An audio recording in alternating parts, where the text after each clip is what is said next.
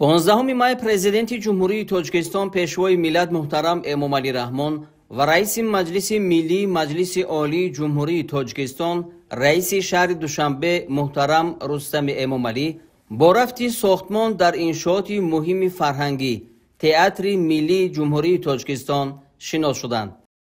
ёдовар мешавем, ки роҳбари давлат муҳтарам Эмомалӣ Раҳмон ҳанӯз 17 марти соли 2015 ба корҳои сохтмон дар Театри Миллии Тоҷикистон оғоз бахшида буданд.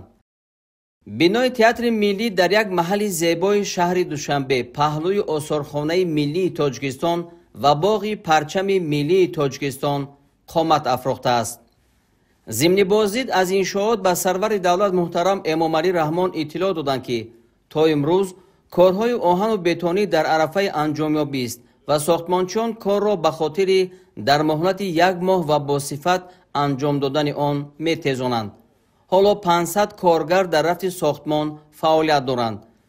бояд гуфт, ки аз рӯи нақша бинои Театри Миллии Тоҷикистон аз 2 ошёнаи зеризаминӣ ва 5 ошёнаи рӯизаминӣ иборат буда, баландиаш 34,5 метр хоҳад буд. барои бунёди бинои театр наздики 3 гектар замин ҷудо шудааст. тибқи лоиҳа бинои театр аз 3 толори калон ва толору ҳуҷраҳои сешумори дигар иборат мешавад. толори асосӣ дорои 2500 ҷойи нишаст ва 2 толори дигари конферансиву консертӣ ҳар яке дорои 1000 курсӣ хоҳад буд.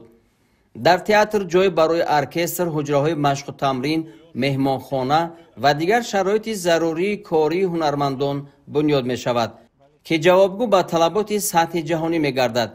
дар ошёнаҳои зеризаминӣ барои 250 мошин таваққуфгоҳ ва ҳам ҳуҷраҳои зиёди техникӣ ва ёрирасон ҷой хоҳанд гирифт. бино бо шабакаҳои гармидиҳӣ, ҳавотозакуниву салқинсозӣ ва ғайра муҷаҳҳаз карда мешавад. иншоот дорои 17 лифти мусофирбару боркаш ва 6 эскалатор хоҳад буд. аснои боздид президенти кишвар муҳтарам Эмомалӣ Раҳмон бо коргарону мутахассисон, бинокорон ва устоҳои гулдасти тоҷик суҳбати самимӣ анҷом дода, онҳоро ба иҷрои босифат ва саривақтии корҳо ҳидоят намуданд.